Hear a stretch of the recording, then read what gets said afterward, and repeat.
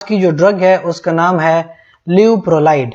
ल्यूप्रोलाइड में के बारे में कंप्लीट इंफॉर्मेशन हासिल करने के लिए इस वीडियो को पूरा देखिए, एंड पर लाइक करें, कमेंट करें, शेयर करें और सब्सक्राइब करें।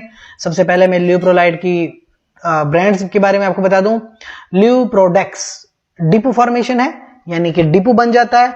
इसके साथ साथ आप देख सकते हैं ल्यूप्रोन की इंजेक्शंस भी अवेलेबल हैं, और इसका एक सॉल्ट है ल्यूप्रोलाइड एसीटेट, वो भी अवेलेबल है।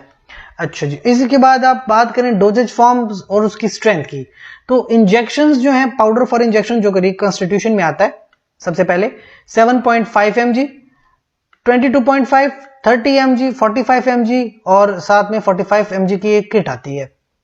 फिर फेंसोली के नाम से उसका ब्रांड है।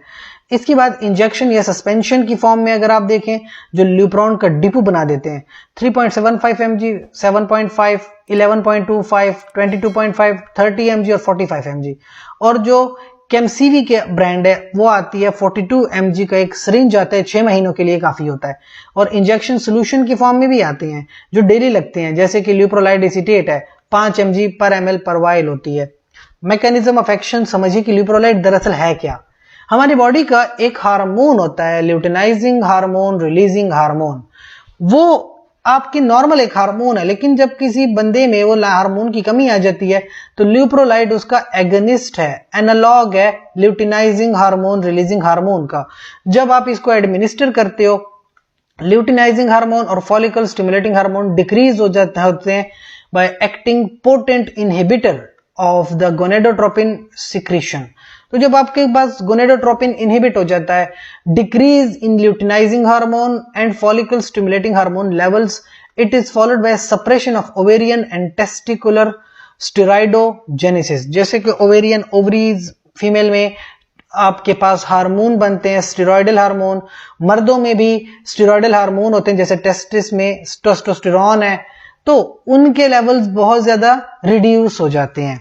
अब क्लिनिकल यूजेस क्या है, ऐसा करना क्यों है आपने देखें, एक क्लिनिकल कंडीशन होती है मर्दों में, एडवांस्ड प्रोस्टेट कैंसर। अब जिन लोगों में प्रोस्टेट कैंसर हो, फिर उन लोगों में आपको ये ल्यूटिनाइजिंग हार्मोन के साथ ड्रग देनी पड़ती है।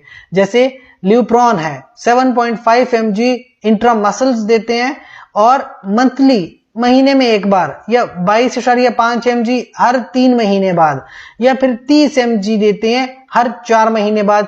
6 महीने के लिए फिर 45 mg आपको देनी पड़ जाती है। एलिग्राइड एक दूसरा ब्रांड है, सिमिलर कंडीशन 7.5, 22.5, 30 mg या फिर 45 mg देते हैं। ल्यूप्रोलाइड एसीटेट जो है वो पर डे देते हैं, 1 mg पर 0.2 ml पर डे। और केमसीवी 42 mg की आती है, हर 6 महीने में आप देते हो। तो ये तो मर्दों में बात हो गई। खवातीन में कंडीशन आती है एंडोमेट्रियोसिस। एंडोमेट्रियोसिस में फिर आप ये ड्रग देते हैं 3.75 mg मंथली, यानी महीने में एक बार, 6 महीने तक ये ड्रग जाती है। और अगर आपने 11.25 mg की डोज लगा ली है तो वो 3 महीनों में एक बार डोज लगती है, और 6 महीनों में टोटल डोज उसकी पूरी होती है। लेकिन याद रखिए, ये ड्रग्स के साथ कुछ साइड इफेक्ट्स आ सकती हैं। फेंसोली आपके पास ब्रांड है, उसमें इंजेक्शन साइट पर पेन होता है, नेजोफेरेंजाइटिस, पायरेक्सिया, हेडेक, कफ, या जो डिपो फॉर्मेशन आप देते हो उसमें भी फिर इंजेक्शन साइट के ऊपर थोड़ी सी एब्सेस बन जाती है, इन्फ्लेमेशन सी होती है, लेबिलिटी, और इमोशनली थोड़ा आप डिस्टर्ब रहते हैं, एक्नी या सिबोरिया हो सकता है, वेजाइनल ब्लीडिंग, डिस्चार्ज या रैश आ सकता है, एरिथेमा मल्टीफॉर्म जिल्द के ऊपर, जनरलाइज्ड पेन्स होते हैं, हेडेक हो सकता है। सो ये डिफरेंट साइड इफेक्ट्स हैं विद दैट ड्रग। लेकिन याद रखिए, ल्यूप्रोलाइड एक ऐसी ड्रग है जो आपके हार्मोनल लेवल को डिस्टर्ब करती है।